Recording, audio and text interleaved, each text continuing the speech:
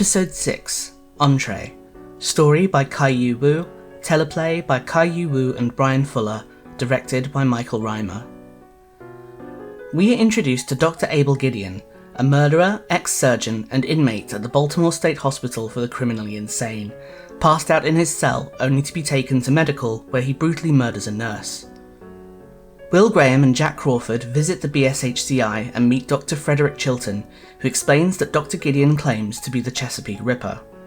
Will reenacts Gideon's crime, and both Alana Bloom and Will interview Dr. Gideon, but are not convinced that he is the Ripper despite his certainty that he is. We see flashbacks of Jack's previous trainee and Ripper victim, Miriam Lass, as he prepares her to catch the Ripper. Jack is distraught over his wife's cancer and the reminders of the loss of his trainee, and starts receiving mysterious phone calls replaying Miriam Lass's last phone call before she was taken by the Chesapeake Ripper. Jack, Will and Alana obtain the unlikely assistance of Freddie Lowndes, using her work to try and lure out the true Ripper with an article about Dr. Abel Gideon. Hannibal Lecter is not amused. Jack's interview with Dr. Gideon is interrupted by another phone call coming from his home, and evidence of Miriam Lass's hair and fingerprints are found in his bedroom. Hannibal, Alana and Dr. Chilton dine together in Hannibal's home. Alana suspects Dr. Chilton of influencing Dr. Gideon, and Hannibal discreetly informs him that he would be more open to such unethical methods. Another phone call leads Jack, Will and Beverly to a building containing a phone clasped in the severed arm of Miriam Lass, and a note reading, "What do you see?" We end with Jack and Hannibal having a fireside chat about the case, and a flashback of Miriam Lass interviewing Hannibal as an ex-surgeon in her attempt to find leads on the Ripper, only to discover one of his drawings of the victim in his office, which led to Hannibal attacking and disabling her.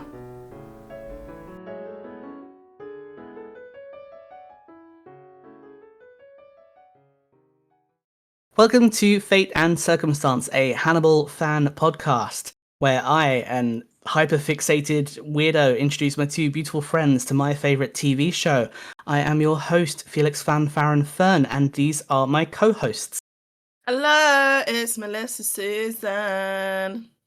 Hi, it's Shaira Bambi. I need to sing the opening at some point. I feel like I'm always lacking in melody. Right, very couple of quick little housekeeping-y bits to start with. So the first one is that we are doing episode 6, Entrée, which stars a new character, Dr. Abel Gideon. So when we refer to the actor that plays Dr. Abel Gideon, we'll be saying Susie Izzard and using she, her pronouns because they are what she now prefers, which she didn't use at the time the show was recorded. But we'll probably mostly be referring to the character Abel Gideon, in which case we'll be using he, him pronouns because that's the character, not the actress. The other thing is just that he will never listen to this, but Brian Fuller is now following our Twitter account, which I feel is obligatory to mention because it made me cry and was very nice and unexpected because he doesn't follow that many accounts, so that was really nice of him.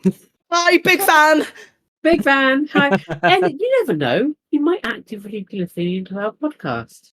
The main thing is, now I have the ability to DM him. Oh my. Slide in. It is my goal to somehow get Brian Fuller involved by the time we get to season 3, and I will achieve this because I have passion and determination. It will happen. Heck yeah, we believe in you. Thanks.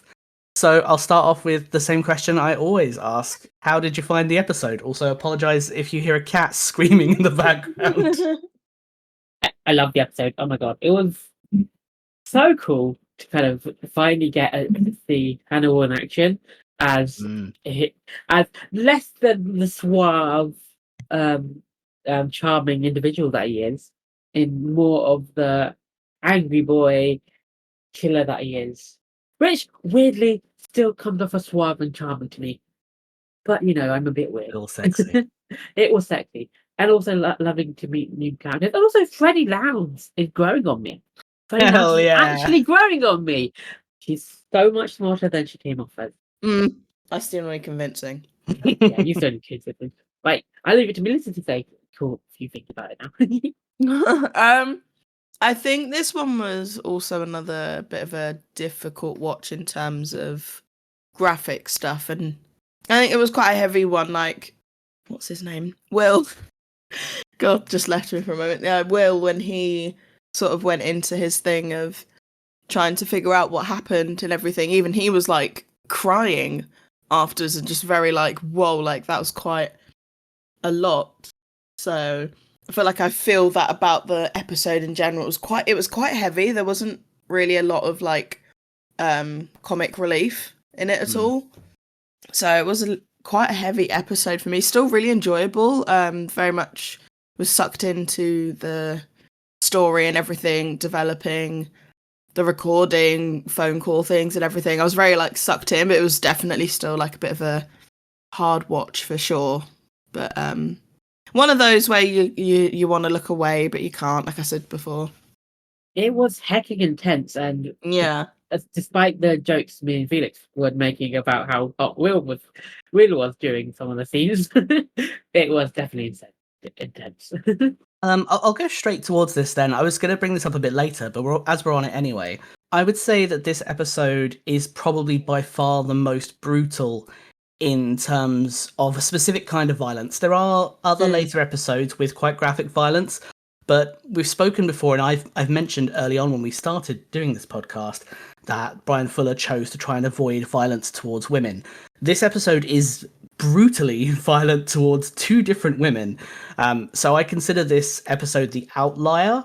It is, to me, the most difficult episode to watch. I've seen it a lot of times now, so I've kind of become a bit desensitized, but it is legitimately hard to watch in a very specific way. And I think a lot of that is because it's violence towards women. Yeah, absolutely. So yeah, I wanted to know if you had anything else kind of to say about the death of the nurse. And the character's name, I don't think we even hear it in the episode, but it's in the script, which is Elizabeth Schell. Because obviously we see the beginning with Abel Gideon kind of initiating the murder, but Will's recreation of it is very hard. It's not just her being brutally murdered, but we're also watching Will do it, which I think adds another layer of discomfort. Yeah, it was Kath and I, when we were watching it, we literally had to look away as he was pressing onto her eyes. Like even the first time I saw it, I just couldn't. I was just like, no, can't do that. And then there was something really eerie about the way that like she didn't even, like, most people you would think would be like screaming in pain and all of this, and just the pain would be so unbearable. There was just something really weird and creepy about the way that she just like turned over really slowly and just started trying to crawl away. Like, to me, it kind of just made me like have a bit of a shiver down my spine. That was both of those bits, or just that bit in general for me was like, I barely could like look. Yeah. I had similar feelings, especially towards the pressing of the eyes. I think one of the sort of trickiest things is I think it's just one of the things I love my eyes, and I would just absolutely hate if something happened like that. I think that was the scary part. I also think it's curious that you mentioned the screaming. Like, I think screaming is something that media has kind of given us a false sense of what actually happens, because I think a lot of the times people are too much in shock to actually scream, especially in that kind of scenario. And he did punch her in the throat, so but yeah, which makes it all the much more real, which is why I think it was like she couldn't even scream. Oh my god, fucking scary. At the same time, I did have the opposite side of I was managed to suspend my disbelief enough, disbelief enough to know that, oh, this is not real at all, and all I'm looking at is sexy Will in his unbuttoned shirt. And then that's what I was focusing on. I think mainly I was focusing on that because I didn't want to know like acknowledge what else was happening, because like what else was happening is just extremely uncomfortable. So two different sides to it. Definitely helps. It's a good distraction. Will with his not many buttons done up. I think the first time I watched this episode, I barely even noticed what Will looks like because I was too focused on how horrifying it was. Whereas now it is much easier to focus on Will on rewatches. Yes, absolutely. So based on that violent death, what are your first impressions of Dr. Abel Gideon? And I'll add as well, if you have any thoughts on why Abel Gideon says that he is the Chesapeake Ripper. horrifying. Honestly, he's horrifying. Like the first meeting him, it definitely gave me, especially the whole institute, the vibe of the place, and like him being behind bars gave me very Silence of the Lambs. He's scary. He's very methodical in his thinking. You can see there's like cogs working behind his brain.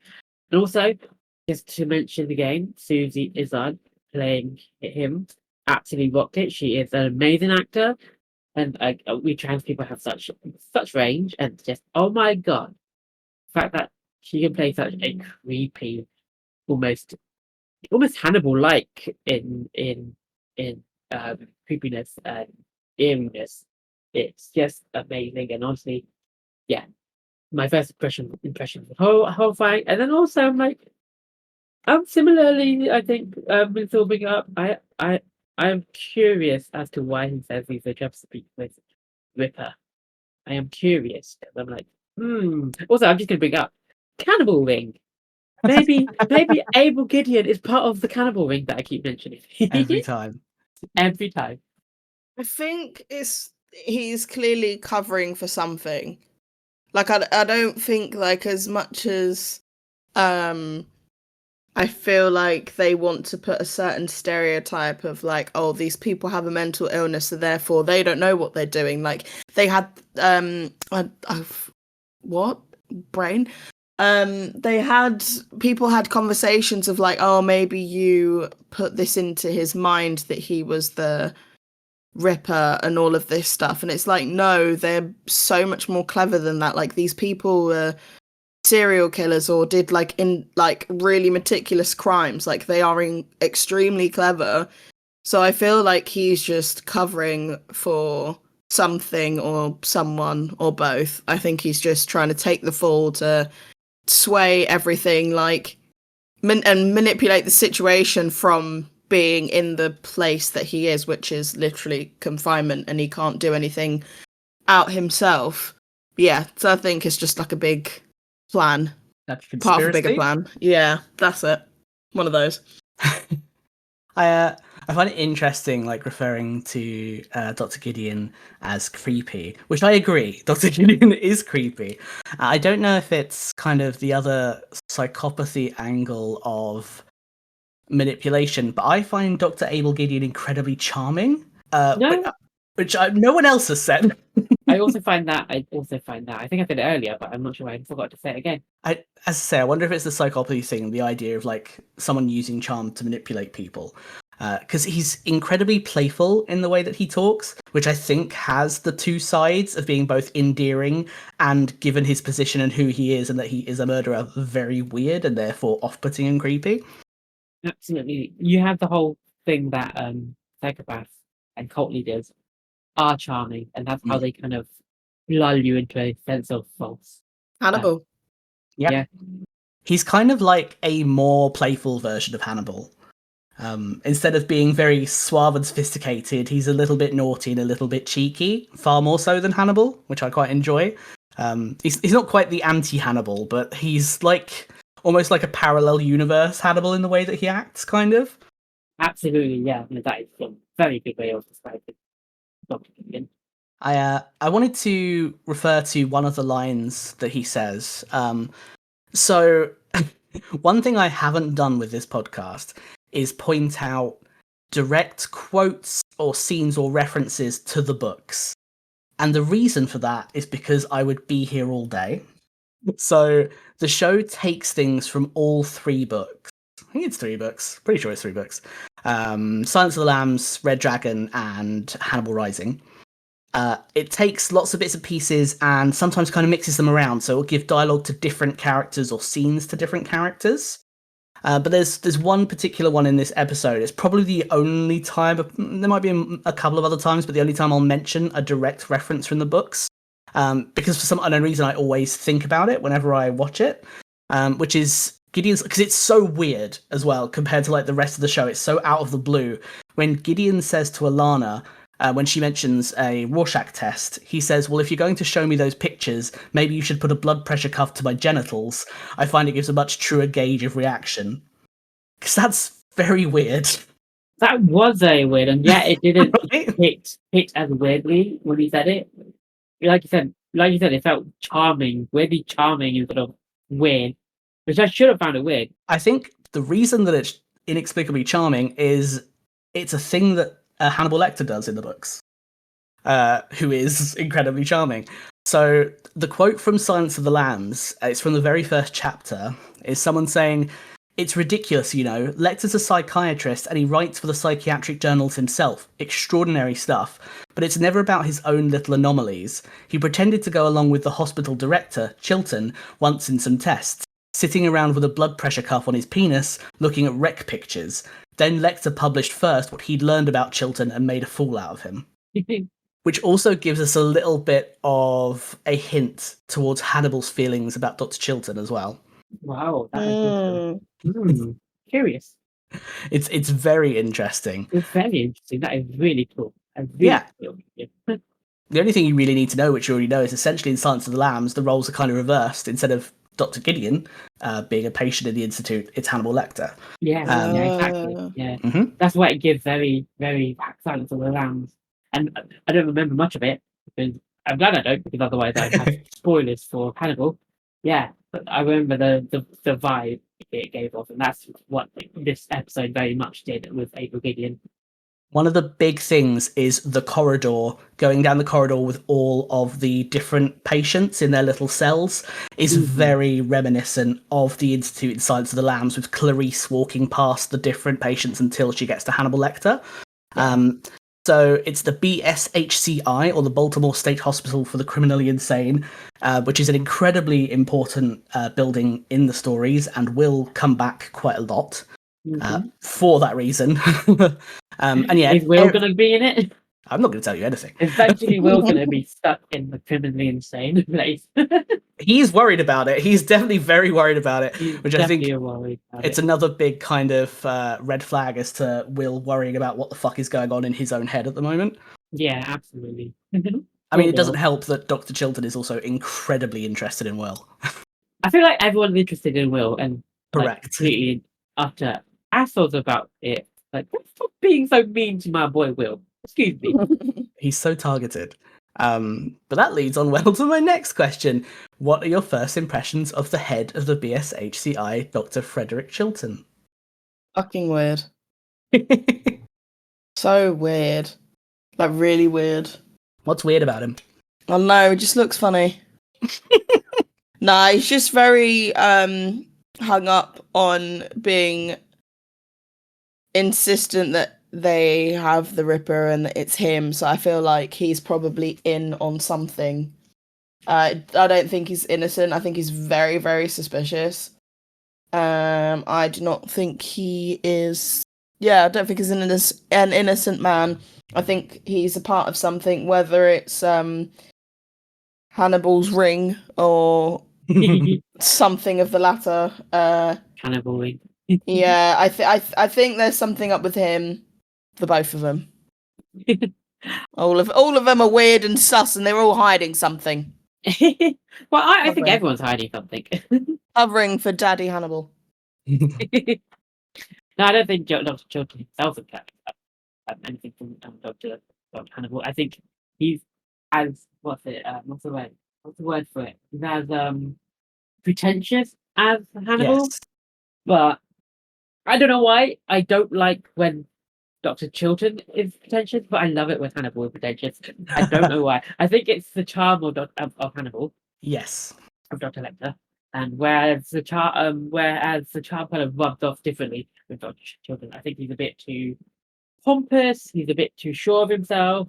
I don't know. He gives that popular kid vibe off, where he's a bit pretentious, a bit, like I think he wants to be right, and he won't take anything else saying the otherwise. And I think in that case, I think I said earlier, if he says something, if he says something one way, I'm going to go the other way. I'm like, nope, I don't believe you. I think you're completely incorrect. If you are just so pretentious that you're just not going to see the woods, the trees for the woods. I think was that the saying? I totally forgot it. Yeah, I would agree. I think the general first impression you kind of get of Dr. Chilton is He's latched onto this one idea, and therefore it must be true no matter what, because he's ambitious. But he's ambitious in a fucking cat. He's ambitious in a way that makes him very narcissistic, and very pig-headed, which is very different to Hannibal. They do share a lot of traits. Yes, God, yes. No, you're perfectly saying it perfect. Yeah, he feels narcissistic and pig-headed compared to what Hannibal is like. He's similar, but he's still what's the word? He's still nice about it. He's still gentle. He's like, yeah, I'm better than you, but I'm not gonna rub it in your face. Also feels pig-headed. I think Hannibal would have eaten him by now. Is he supercilious? I think that Hannibal wouldn't eat him because he's hasn't been outwardly rude to Hannibal. He still sees Hannibal as a peer. So until that isn't the case anymore, it's not. Hannibal won't eat him. So I've got a couple of little things to do with Dr. Chilton I'd like to mention. So one of the things that they discuss at the dinner table with Hannibal, Alana, and Frederick Chilton is Hannibal and Alana both kind of suspect Dr. Chilton of using psychic driving. I don't know if either of you know what that is. No clue. Well, I think I got the gist of it, where it's something that you kind of bring thoughts in, you kind of bring items and kind of plant thoughts into someone's head and kind of like drive them towards a decision that they wouldn't usually make or wouldn't have made, and that's kind of what they're trying to say about. And I think that's what they're saying about from what it sounds like, but no, I've not come across that actual words, the actual term for it. Yeah, I mean, I think that's essentially what the show alludes to, is the idea of planting that idea in a vulnerable person's head and therefore influencing them to believe it. More specifically, it was a psychiatric procedure used in the 50s and 60s. What they would do, amongst other things, one of the main things they would do is subject patients to audio messages looped on repeat over and over and over and over again, and they would administer drugs at the same time to alter the person's behaviour. It was used during things like Project MK Ultra to try and do things like alter someone's personality to essentially turn them into a different person. It was used alongside something else called depatterning. I would say that Project MK Ultra is something that's very interesting to look into separately, because if I talk about it, I will be here for 3 million years.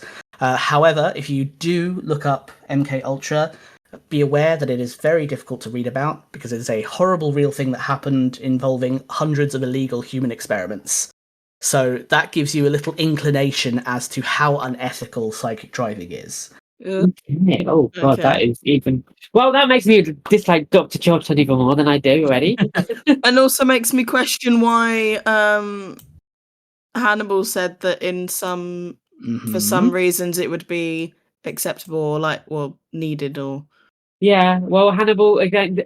I should dislike Hannibal just as much as I dislike Dr. Chilton, but like I said, Dr. Chilton comes off as pig-headed, while Hannibal comes off as charming and he's better than you, but he's not going to make you feel bad about it.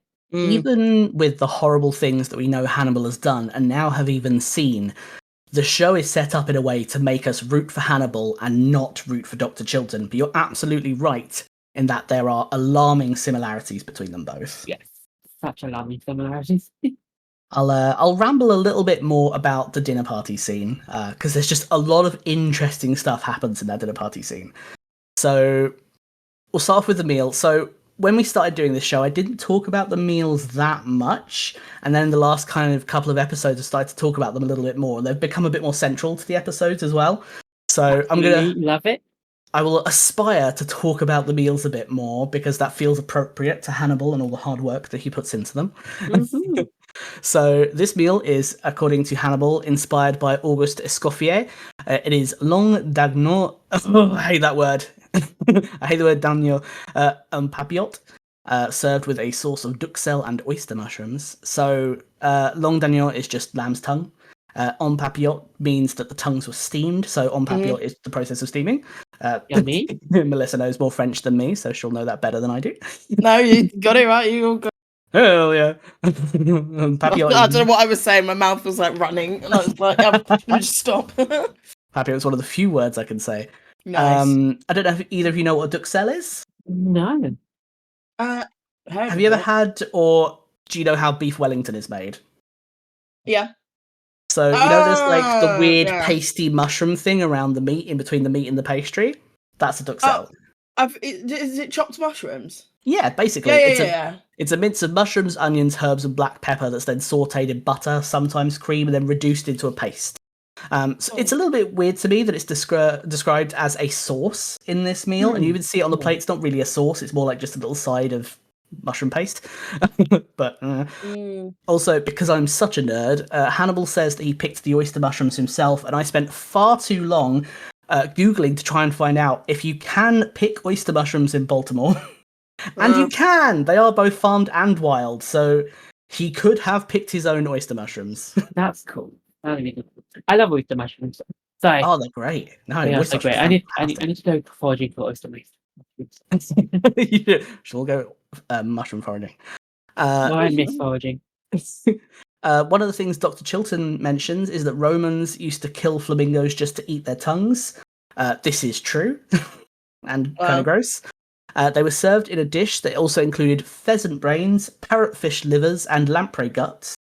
Roman poets decried the slaughter of such birds for their tongues, and one poet, Martial, wrote, "My red wing gives me my name, but epicures regard my tongue as tasty. But what if my tongue could sing?" Aww, that's cute. Nice little bit of Roman poetry. Yeah, lovely little poetry. We don't really see what the dessert is. It looks like some kind of jelly with accompaniments. But Hannibal makes a big point talking about Norton grapes, which are purple skin with purple flesh. Yeah. Interestingly, Norton grapes are native to Virginia. They're not in Virginia, they're in Baltimore, Maryland. But do you know what is in Virginia? What? The Chesapeake Bay. I see. My research comes up with the weirdest stuff, but that's a thing. That's pretty cool. Is there any kind of connection? I don't know if that was on purpose or purely coincidence in the show, if I'm honest, but I found it out and I found that very interesting. That is very interesting. Yeah, no, I was thinking in terms of that's where kind of like the first kill was. Well, so the Chesapeake Ripper presumably was originally found in Chesapeake.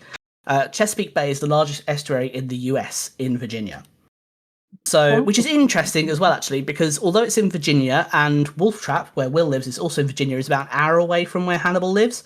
But Chesapeake is way further down. It's more like 4 hours away. It's much more south. Yeah. So I don't know exactly like where the kills happened in Chesapeake, but we would assume that they happened around Chesapeake Bay. So it's in South. It's not West Virginia. Mountain Mama. I love that stupid song. Good song. Yeah, we're going to go into psychopathy now, one of my favourite things. So, the Chesapeake Ripper, who we now know from the episode, of course, is certainly not Abel Gideon, but is Hannibal Lecter. Yes. The Chesapeake Ripper is repeatedly referred to as a true sociopath. That's like Dr. Chilton's obsessive thing. However, neither, I've sort of mentioned this in a previous episode, but neither sociopath or psychopath are terms that we use now. The term antisocial personality disorder is what is used. And that commonly encompasses a lot of the old diagnostics. It's not exactly the same, but a lot of the traits that were listed for sociopathy and psychopathy are now what is encompassed in antisocial personality disorder. Which makes it sound a lot less scary, which is good, because it should, because a lot of people have this rare disorder, and they're perfectly normal people just with a personality disorder. They're not serial killers. However, some of the typical traits of sociopathy were a lack of empathy, a lack of remorse, impulsivity, chronic lying or manipulation, aggression, irresponsibility, risk-taking, and ignoring social norms and laws, not laws and norms. So it's clear that we're not seeing all of Hannibal or what he's capable of just yet, but from what we have seen, do you think that those terms describe him? Yeah, no, absolutely. I think lack of empathy at points, definitely. Yeah. He definitely had lack of empathy. Lack of remorse, 100%. Why would you Yeah. be remorseful killing and eating rude people? I wouldn't be. But actually, no, I would be. Maybe. Don't take Us that as as me being. ourselves would be, but whether we Yes. would be as someone that eats people is another. Yeah. It's a different state of mind. It's not really the essence of you. I feel like. Yes. What Melissa said. I'm totally not, and I totally don't have any of these traits. Impulsivity. That's something that I haven't seen of Hannibal yet.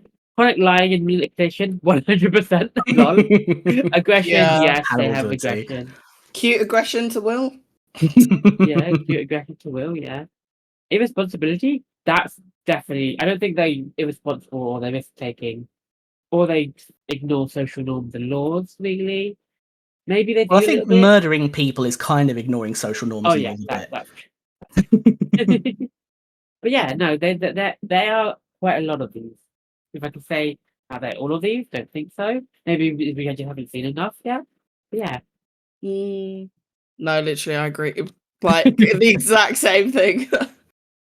I mean, yeah, I would agree as well. I think that the term true sociopath is misleading. I think that it's a very stereotypical thing. There's no such thing as a true psychopath or a true sociopath because that is incredibly black and white and two-dimensional. However, yes, I agree that a lot of these traits are things that Hannibal has. And I find it very interesting that he follows the stereotype of a psychopath and that he uses said traits to come across as not psychopathic to those around him, which I love. and it kind of actually makes him a bit of more of a psychopath, actually. Yes, it makes him scarier. Knowing that he is able to control how he presents himself to come across better is Yeah. scary. It is scary. It is scary. Though also very relatable. Because I think being autistic, we mask a lot, so we do kind of imitate those things to make sure we're more different to other people. But that's more for our safety than it is for trying to manipulate someone to eat them and or hurt them. There's something you also have to take into account whenever you read lists of traits or symptoms of things such as personality disorders. It is incredibly normal and healthy to look at them and think, I have a bunch of those. Because we do all have a lot of these traits. Personality disorders tend to be towards one extreme end or to where there are so many traits that they're detrimental to your well-being. That's a lot of the time as to how something is diagnosed. However, it's very normal, or it used to be very normal for people to look up the traits of psychopaths and be a bit like, oh fuck, am I a psychopath? And they're not. And that's a very normal, healthy thing. Well, I say healthy, it might not feel healthy, but it's normal to look at traits and relate to them. It doesn't mean that you're a bad or scary person. It doesn't mean that you're a Hannibal Lecter, as much as you might like to be. I relate to them, but I don't think I'm a psychopath. Yeah.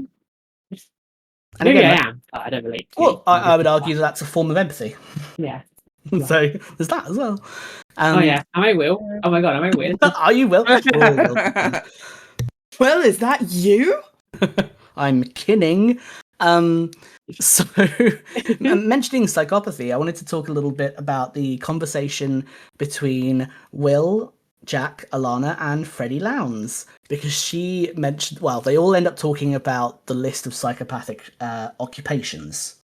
So, the list that they are specifically referring to is The Wisdom of Psychopaths by Kevin Dutton. I've seen this list many times because I'm a nerd. Would you like to know the full list? Yes. Yes, please. Don't get too excited. So the full list is, as Freddie Lowndes mentions initially, the number one, CEO, which I know I've mentioned before as well. People with psychopathic traits are incredibly good business people. Yeah. 2 is lawyer. 3 is media, TV or radio. 4 is salesperson, which I find quite funny. Yeah, wow. Yeah. And then Doesn't surprise me, to be honest. Yeah, it wouldn't surprise me. The number 5 we know, surgeon. Number 6 we know, journalist. Number 7 we know, law enforcement, or in Kevin Dutton's list it's police officer. 8 is clergy person, which is very interesting and scary. That is interesting. 9 is chef. Oh fuck. Okay. Hannibal's got a couple. You're fucked, Melissa. Yeah. I like Ginga though. I'm a food nerd, so. I'm a very food nerd. Yeah. 10 is civil servant. What? Oh, Which fuck? Is also all 3 of these. I'm a civil servant. You're all fucked. Great. Double. Yeah, and It's also fine. I like surgeons and oh my god. Surgeon is one of my favorite on that list.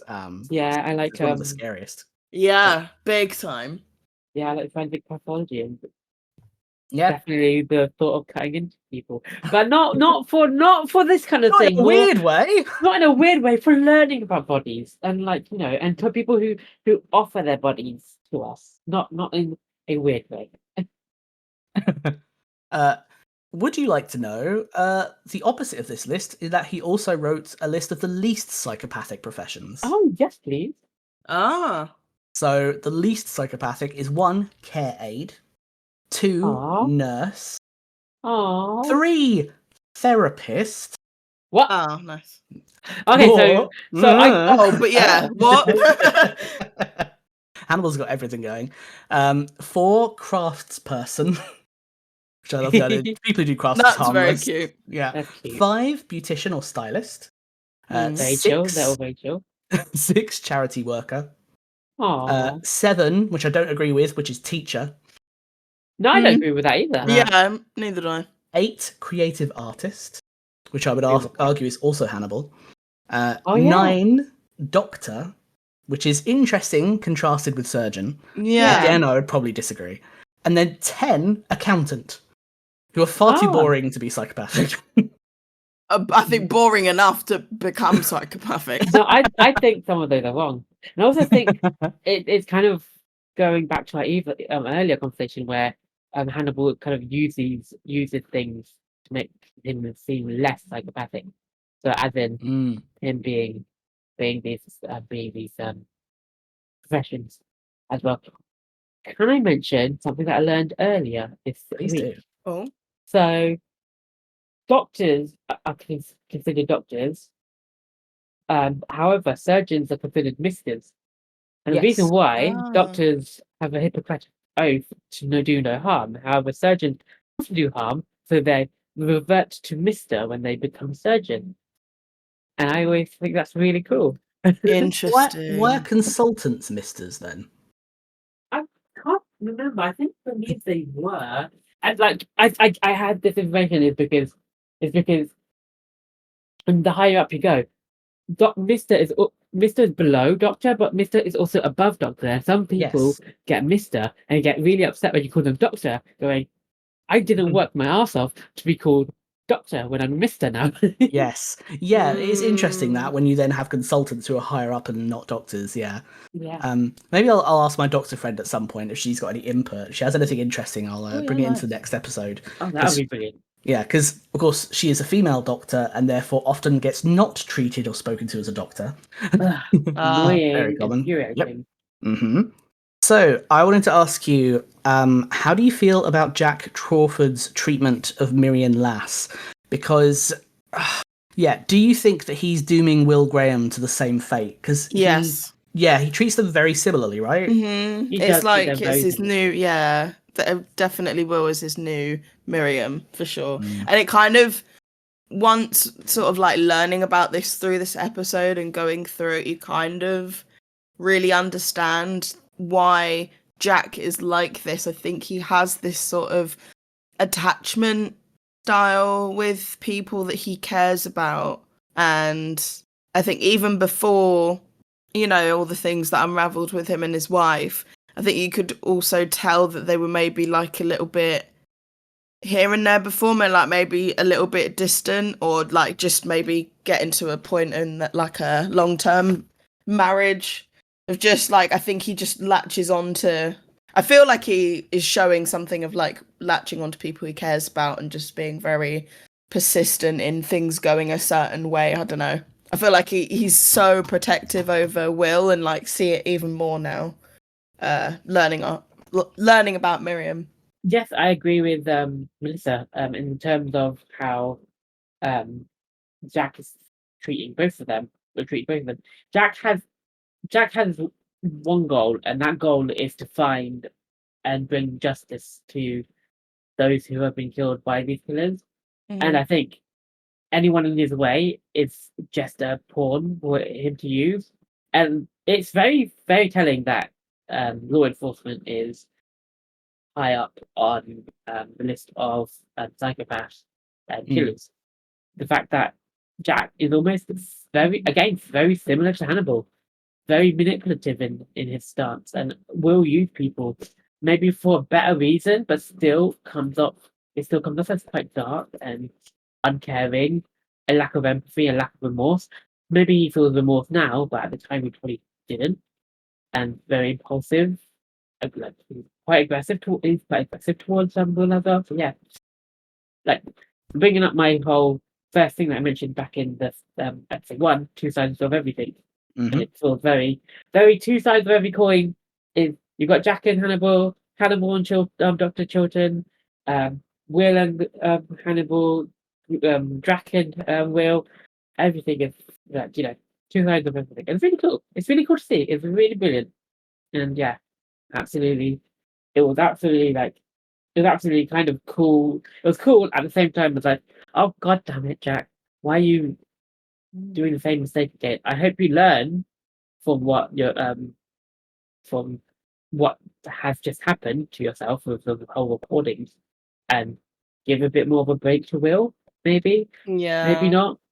Yeah, I agree with you both, and I do think it's interesting because I think that Jack does genuinely feel remorse for what happened to Miriam Lass, and I think it is. For sure. It's something that plays on his mind, which is why I think he is such an easy victim to now be taunted by it. Yes. So it's interesting that he's essentially exposing Will to the same thing. Because I don't know if he has legitimately learned his lesson, and you would think he would after something as traumatic as losing a trainee. No, I don't think he has learned his lesson. And I hope maybe in a fucked up way, Hannibal's continued fucking with Jack will finally get it into his head that maybe he should be a bit better, but maybe not. I think it's kind of like we saw in the first episode a little bit where Jack fixated on Abigail, and the idea of her having involvement is that he can become very obsessed with killers very easily. And there's definitely hints in this episode, and the fact that it was mentioned for the first time in the last episode, the fact that Jack thinks about the Chesapeake Ripper a lot, and I think part of that I think two reasons. One, Miriam Lass, and two, the fact that the Chesapeake Ripper wasn't caught. I think that the Chesapeake Ripper is kind of Jack's white whale, is the impression I get. I see. Yeah, so that's a big thing for him. Speaking a little bit about Miriam Lass, just thought it might be interesting for you to know that in the book Red Dragon, Will Graham is the person who becomes aware of Hannibal Lecter being a serial killer through finding the Wound Man sketch. So essentially in the show, Miriam Lass acts as a replacement for Will Graham in the book. Wow. Kind of continue the story along a little bit. They've essentially created a second Will Graham, which is Miriam Lass. Curious. Yeah, okay. So even more so, Jack making the same mistakes twice, and that they are kind of the same character a little bit. Yeah. I'll give you a little bit of fun trivia on the Wound Man. So the victim that Miriam Lass has a look at is Jeremy Olmsted, who was one of the Chesapeake Ripper's victims. I believe his third. I say third, not actually third. I think it's like sixth, because the Chesapeake Ripper kills in threes. So the one that we see is the Wound Man. So yeah, that's why he already had a name at that point. Wasn't like the first victim or anything. He kills in threes, fucks off for ages, appears again, kills in threes, leaves no evidence. So the Wound Man is a very well-known surgical diagram from the 14th and 15th centuries, which is why it's recognisable. It's why they call it the Wound Man. It's not like a random thing.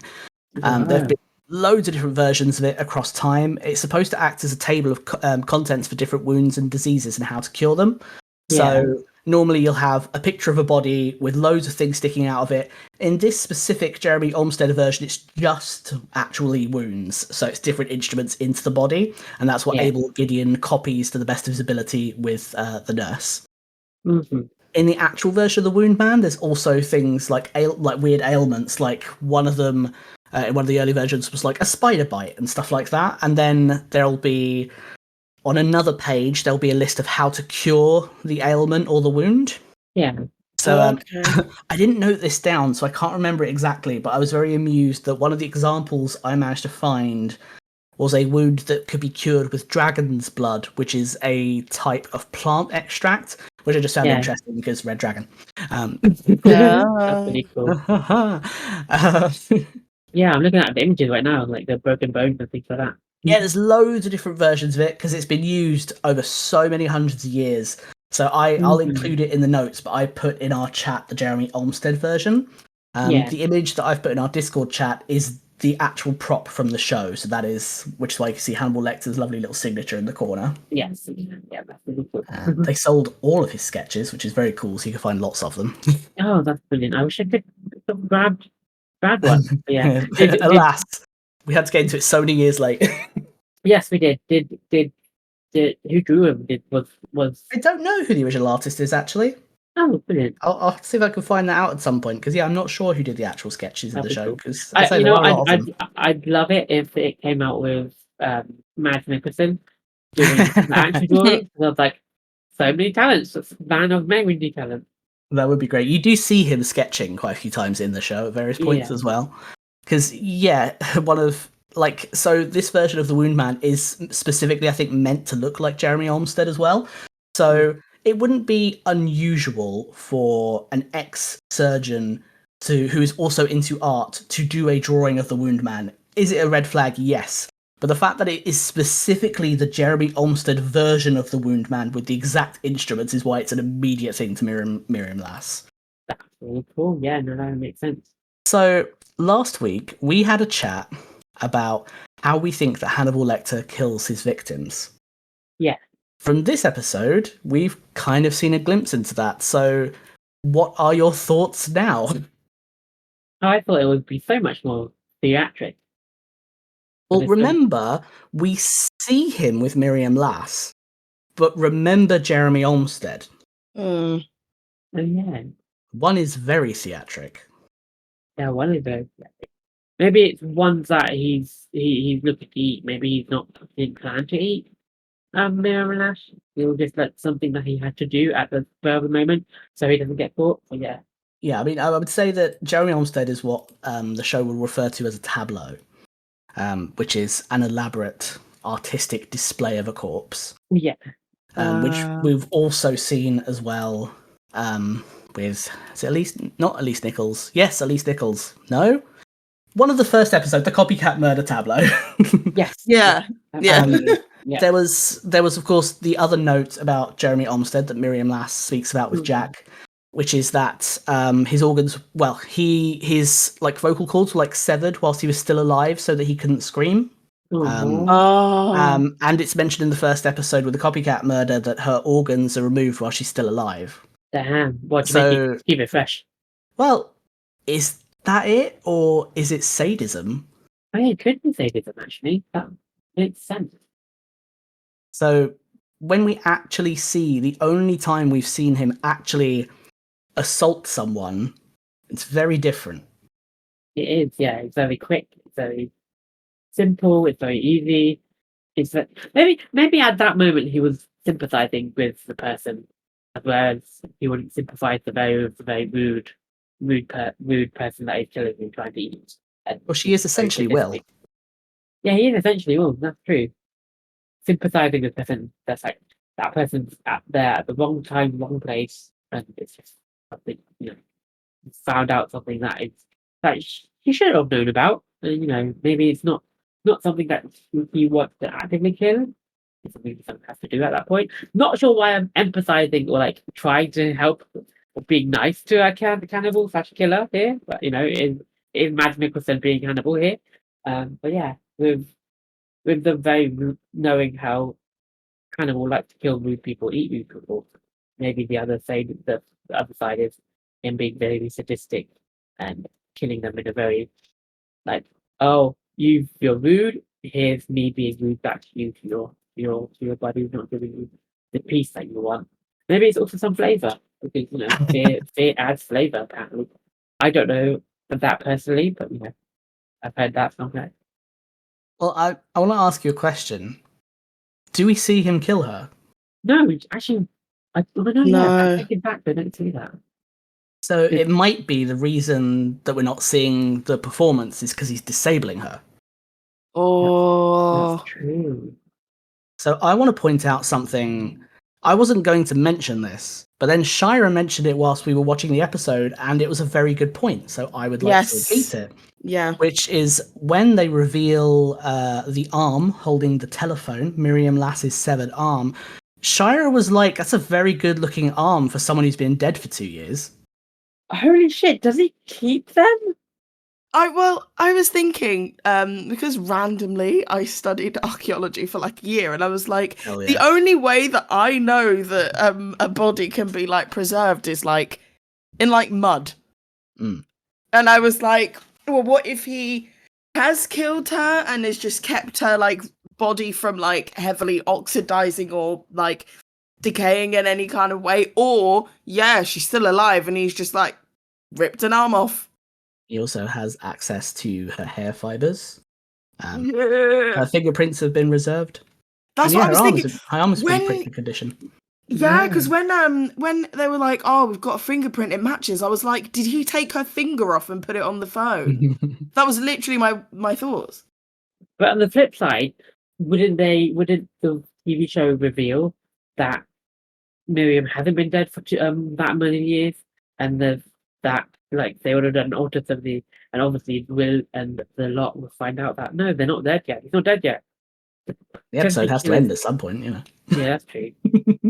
Maybe we'll find out in the next episode. Maybe we Yeah. will. Yeah. Maybe we will, Graham. I'm too tired. It was an incredibly good point that I think a lot of people miss in that episode. So Yeah. I can't tell you whether or not you'll find out anything else about that. But it was really good that you picked up on it. Spoilers, isn't it? Spoilers. Yeah, it's spoilers, isn't it? I can't give spoilers. I can't give spoilers, but I can pinpoint things you've said. Yeah, okay. Because it's interesting. Yeah, we don't know what the fuck he has done with Miriam Lass. And again, he didn't use her as a tableau, which is interesting. But we also don't know how many people he actually kills. The fact that they find 3 victims, always 3, in a tableau doesn't mean he only kills 3 people at a time. No, not at all. Because the man's got to eat. Like, Yeah, he has exactly. to kill. Has There's no to way kill he's getting all those regularly. dinner parties out of only 3. Yeah, and you know one of the things that I said was like, I don't think he's that type of person to keep his meat refrigerated for that long. But meat loses its quality if you freeze it for too long, right? Exactly. So on that note, I wanted to talk about 2 cutscenes. I mentioned it on Discord earlier. They blew my mind a little bit because I only read them in the script today and I wasn't expecting them. One of them is not that mind-blowing. The other one might not feel mind-blowing, but is for me as a fan. So the first cutscene... So basically, let me set the scene of the cutscenes. Mm-hmm. From reading the script, it would appear that there is a second visit that Will and Alana do to the BSHCI, where Abel Gideon is. And they just remove that whole thing. They remove that whole second visit. A second visit is mentioned in the script as well. Alana mentions wanting to go back for another visit. It's just not there. Okay. So, in the cutscenes, there are 2 cutscenes during that second visit. Yeah. The first one, I think we can figure out why it's cut, is because it references Will Graham having echopraxia, which is the whole common autistic trait of mirroring and echoing people, so copying their accent, voice, manner of speaking. Because it's mentioned a lot in the first script and is all cut from the first script. I think they just decided that's not a trait they were going to have in the show. Yeah. So in that cutscene, Will Graham is sitting with Dr. Chilton in a seating area by his office. It says they're sitting in the seating area casually. Even though I understand why it's cut, I like this because it's a little bit more direct interaction between Chilton and Will. Yeah. And Dr. Chilton says to Will, "We both know you're a distraction. I would have given Dr. Bloom her privacy, but I appreciate the opportunity to get to know you." And Will Graham responds, "What do they say about me in psychiatric circles?" Chilton responds, "Too many mirror neurons. Supposed to help us socialise and go away, but you must have held on to yours, which makes socialising difficult." That's a throwback to what Hannibal explains about Will in the first episode. Oh, wow. Yeah. So again, Chilton and Hannibal, same wavelength about Will. Yeah. Will Graham responds, "It's a mild form of echopraxia." Chilton says, "Yes, I know. During intense conversations, do you take on other person's speech patterns?" Will Graham says, "Not that I'm aware of," and Dr. Chilton says, "Watch out if you do," which is interesting. The other cutscene is far more elaborate. A whole lot happens, so I'll try and read it as best as I can to make sense. Yeah. So Alana is with Dr. Gideon, again outside his cell, outside of the barrier, and he's inside his cell. Yeah. And they're having a conversation. Dr. Gideon says, "I can honestly say I appreciate your concern, Dr. Bloom, but I don't think you can help me." And then it says, a deep groan as if the entire building sighed. Then the red lights on the doors go green. Alana watches as one by one they open. Camera pushes in on Dr. Gideon as he stares Alana Bloom through the crack in the now ajar cell door. Then darkness. In the time it takes Alana to steal a breath, the orange emergency lights flash on, illuminating patients as they emerge from their cells. Alana glances over to see Dr. Gideon. He's already out. Ooh. So there's been a power wow. down and all of the cells have opened, which is a lot. And that's going to be an end of Act 4. Then it goes on to Act 5. Then we go back to Dr. Chilton and Will with Dr. Chilton's office. It says, Dr. Chilton and Will Graham react to the familiar deep groan. Then the power goes out. Stark emergency lighting flashes on. Then it goes back to the corridor. And it says, a flurry of movement amongst staff silhouetted by emergency lighting. Will emerges from Dr. Chilton's office to find a group of hospital security hurrying down the dark corridor. Dr. Chilton steps into the hall and watches a moment as Will heads down the corridor, then goes back to his office, as if he has some idea how events may play out, because he's the head of the place, that's probably why. Then it says, Will. The camera follows Will as he manoeuvres his way to the high security cell block, which is where Alana was. Yeah. It says, Will is immediately on the heels of the hospital security, who secure the first 2 cells before stopping at the last. Then it has various hospital security saying, get away from her, step away now. It says, Will Graham follows hospital security towards the last cell. They surround the door, opening it. It has various hospital security staff continue, turn around and lace your fingers behind your head. Then it says, camera reveals Alana Bloom is standing calmly in Gideon's cell, unharmed. The doctor himself is backing away from Alana, lacing his fingers behind his head as instructed. As the hospital security take down Dr. Gideon, Alana walks out of the cell towards Will, explaining, as Alana Bloom says, pulled me into his cell to protect me from the other patients. Would the real Chesapeake Ripper do that? Will Graham responds, come to think of it, he might. Ooh. Then it says, both Alana and Will notice Dr. Chilton entering the ward. Will Graham asks what happened. Dr. Chilton confirms, we had a power outage, entire hospital. No one knows what caused it. We're on backup generators. Is everyone all right? It says, Dr. Chilton steals a glance at Dr. Gideon's cell as he is hauled to his feet away from the barrier, and Alana Bloom says, I'm fine. Whoa. What? A lot happens there. Yeah. Kind of understand why they took that, but that's really cool. It tells us 2 very interesting things. Mm-hmm. One, the most obvious thing, which is that for someone who claims that he is the Chesapeake Ripper, but we only know his only confirmed death was his wife in a fit of passion, he's not actually that dangerous, potentially. No, So he's not. maybe he did only kill his wife. Maybe? Yeah. Which would explain why he doesn't actually have the urge to kill anyone. Yeah. The other thing is Will's incredibly interesting response to Alana, which was the come to think of it, he might, in terms of would the real Chesapeake Ripper do that. Will doesn't believe that Abel Gideon is the Chesapeake Ripper. Yeah. But he has a lot of thoughts about who the Chesapeake Ripper is, in the same way that he does with the copycat murderer. Yeah. So on some deep subconscious level, is Will saying that's something Hannibal would do? Yeah. Yeah. Maybe? Because I don't think any killer has complete and utter lack of empathy. I think there is empathy for people in their immediate circle, and I think Alana Bloom, especially with Dr. Abel Gideon and for Hannibal, is someone that they would choose to protect and not hurt in any morbid, like what Hannibal did during the scene in Abigail's home. But yeah. Yeah, well, we've seen him with people like Abigail and how he has the capacity to show a lot of care for people as well. Yes. He would be very gentle with people he deems as his own people who he's trying to inaugurate into his cannibal cult. Always the cannibal circle with you. Always the cannibal circle with me, right? It's my running theory. Yeah, I thought that was very interesting. Very interesting. That is really cool. Yeah, I got a lot from that, which was very fun. I think I've only got one other extra piece. There are some little bits of cut dialogue, but nothing's especially big. But I have just one extra little bit of trivia that I really like. This was something I came across by chance ages ago from doing general research. So this episode's story was written by someone called Kai-Yu Wu. She's done various other TV shows and she's worked on things like DC's The Flash. So she was originally interviewed for an assistant position on the show, but she wrote what was described as a love letter to Bryan Fuller, which was a pilot that she'd written called Memory Bank. And he read it and he hired her as a staff writer instead.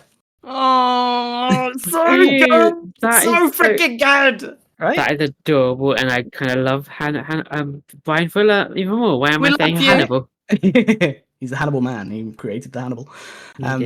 Yeah, so she went on to write the story for this and also the teleplay with Bryan Fuller. She also contributed to the episode Nakachoko, which is an episode in season 2 as well. Very cute. Very cute. That is adorable. Yeah, before we go on to the favourite stuff, does anyone have anything they want to say about the episode or anything?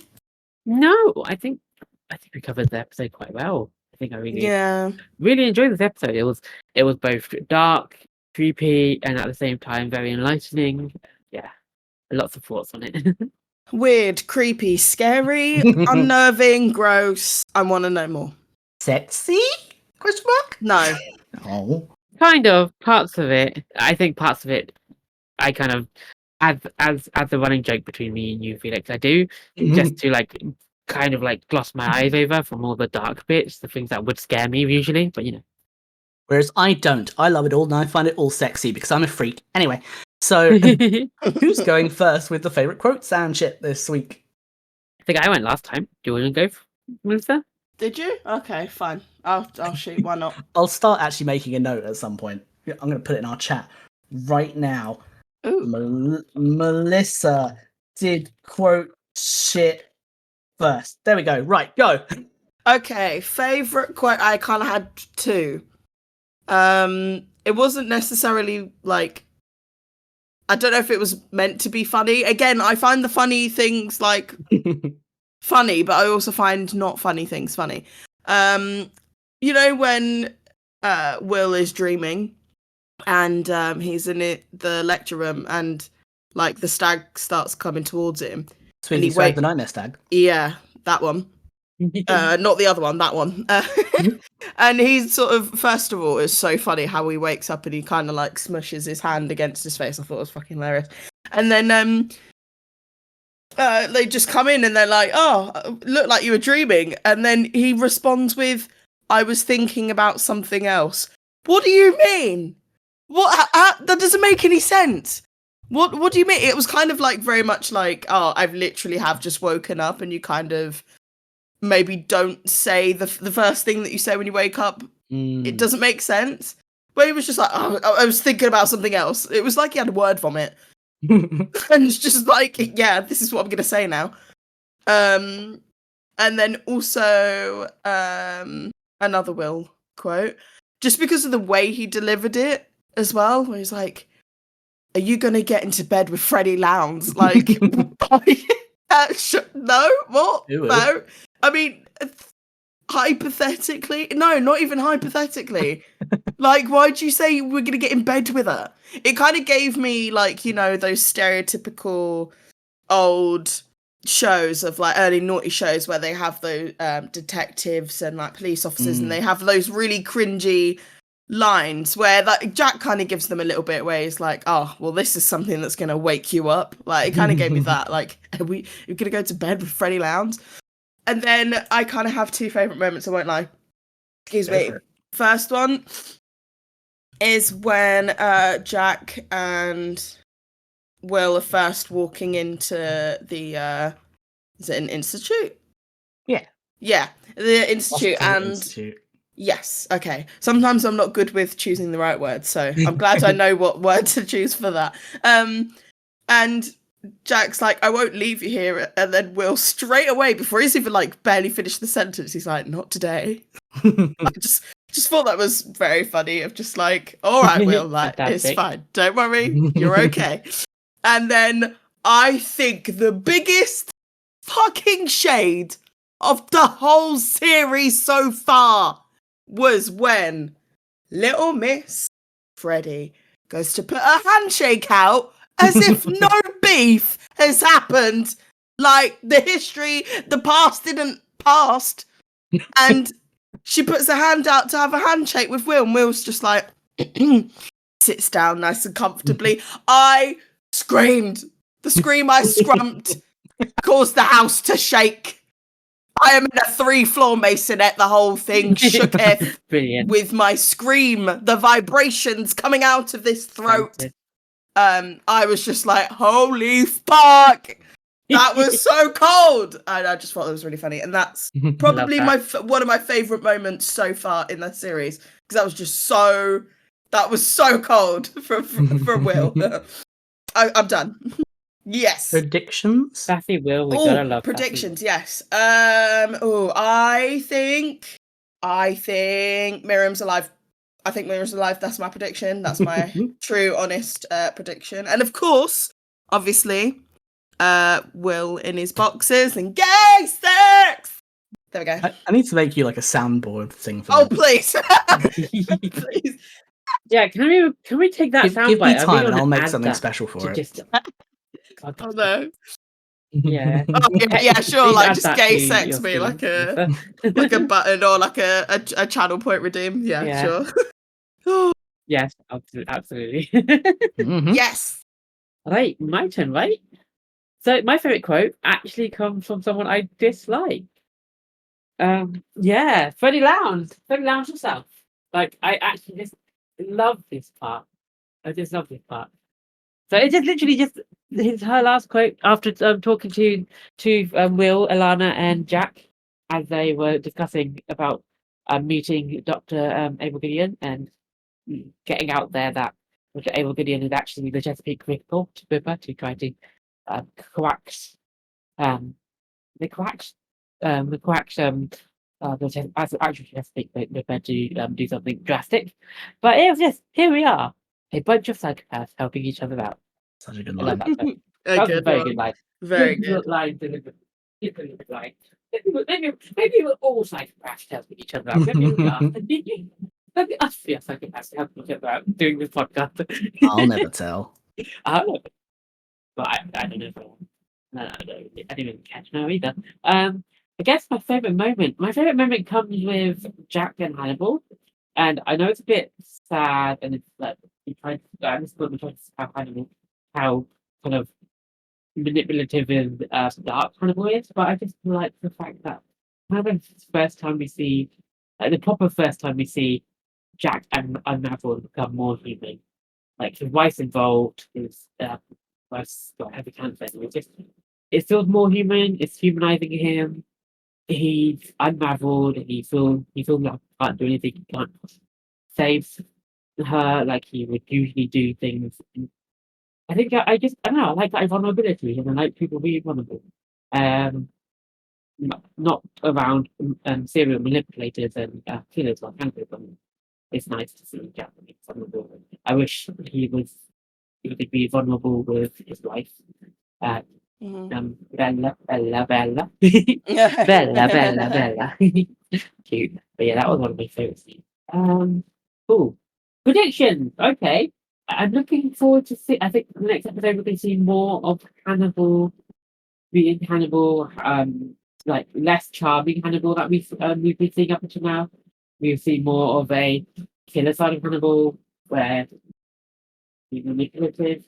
I'm really looking forward to seeing Dr. Chilton eat his own words. And I think that's the next thing we're going to see in the episode. And then, of course, I gotta mention it. Our happy little family of cannibals and the cannibal ring that they are the head of the cult of. May the ring ever expand. May the ring ever expand. One ring to rule them all, and that's Use plenty of lube. Yes. Cool. So I am very glad that you chose that particular Freddie quote, because there are two of my favorite quotes from this episode of Freddie quotes, and I was just like, please don't be the one I've chosen, because then I have to choose something else, and it wasn't. So selfishly for me, that was great. Amazing. That's okay. Brilliant. So my favorite quote of the episode is when Freddie Lounge says, "Not to snap bubblegum and crack wise, but what's my angle?" It's ridiculous. That is a It's good quote. so good. She's That is a ridiculous she's so quote. cunty. I love Freddie Lounge. Oh my god, the outfit. I think I forgot to mention it. The Both- outfit. Both looked- outfits are so good. Yeah, both outfits look good. Especially one in the mental hospital, the cat burglar outfit. Yeah, the Abel Gideon interview outfit with the black turtleneck and the leopard print cardigan and the leather gloves. Oh. Yeah. All right, fine. She looked good. Yeah. Heck yeah! Slowly We're winning coming you over to my side. We're winning you over. No, the outfit looked good. She's still questionable. Give it time. Give it time. She'll win you. Sorry, derailing your thing, Felix. Go ahead. I'm always happy to be derailed by Freddie Lounge. Wow. That wasn't meant to sound sexual, but it really did. My favourite moment, there's a lot of them, but the one I chose is Will's aftermath of doing the reenactment of killing the nurse and how impacted he is by it. There's just that prolonged shot of him breathing and he has tears in his eyes before he puts his glasses back on, where he's really properly impacted by what he's seen. Knowing that the episode before he was talking about considering quitting, and then it's gone straight on to that, is like kind of a little bit heartbreaking. Yeah, it very much is. I love that scene.